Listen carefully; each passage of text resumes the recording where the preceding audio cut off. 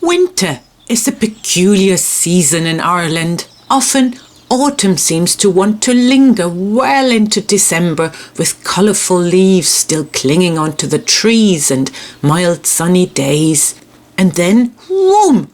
One night in January, when I got out to feed the horses last thing in the evening, everything is covered with snow. Only the next morning, when it gets bright again, I can fully admire the beautiful white blanket that now covers our land.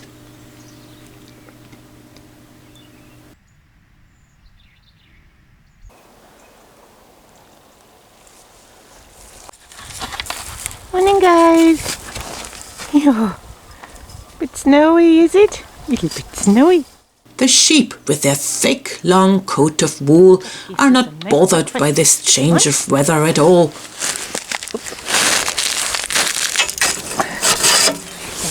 Frozen.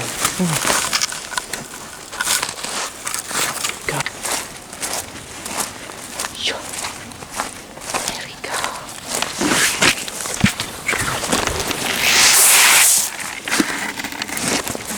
In fact, Tilda and Harriet have their minds and bodies fully set on springtime.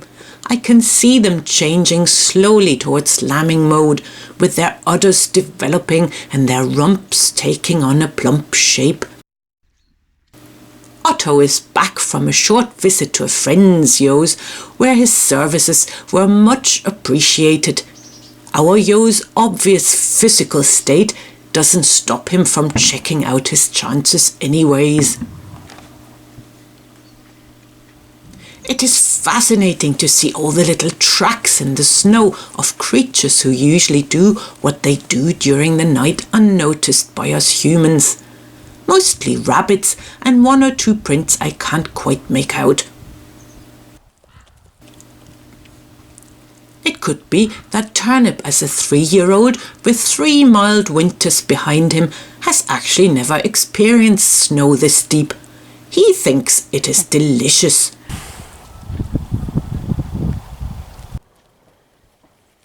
It is almost like exploring a new yet familiar landscape, and it all looks very beautiful indeed.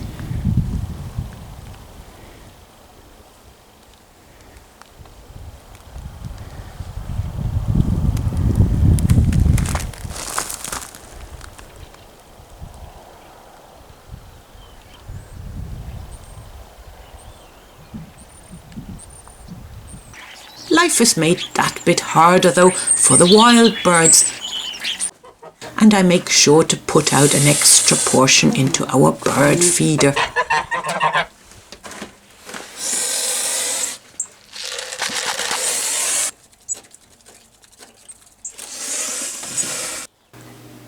But then, just when I get used to these glittering, sparkling surroundings, boom!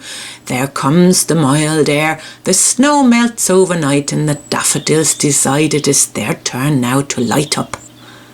A mushroom made it through the snowy spell as well. And look who made it into our yard, thinking the dog bowl is a good place to wait for a mate, a little newt.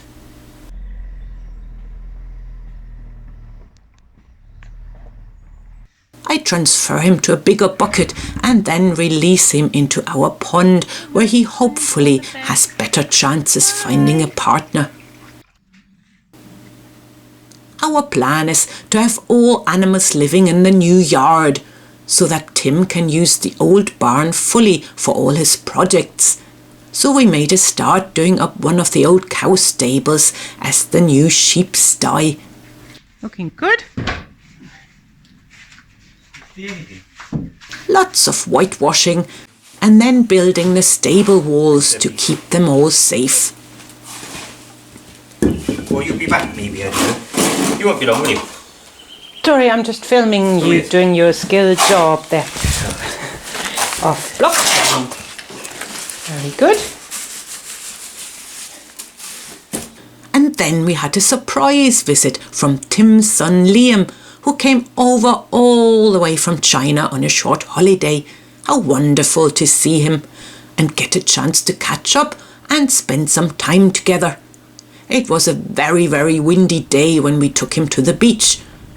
Turnip didn't quite know what all that fast-blowing air was about. He tried his best to look decent and walk straight.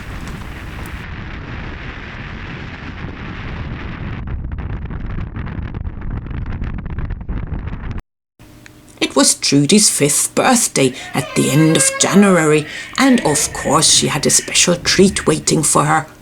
Everybody wants a piece of your bone by the looks of it, Henry. Nell. But definitely a dog bone. Luckily, there were 2 in the package, and she didn't mind sharing, so everyone was happy. Bones. Okay, Turnip, no, sit, sit, sit, sit. Trudy, no, sit. Lads, sit, sit, sit, sit, sit, sit. Good guy, sit. Turnip, no. Eat. There we go. And aren't they good at gobbling down their treat in a more or less self-controlled, decent fashion? But mostly they enjoy a long snooze on the porch in the morning.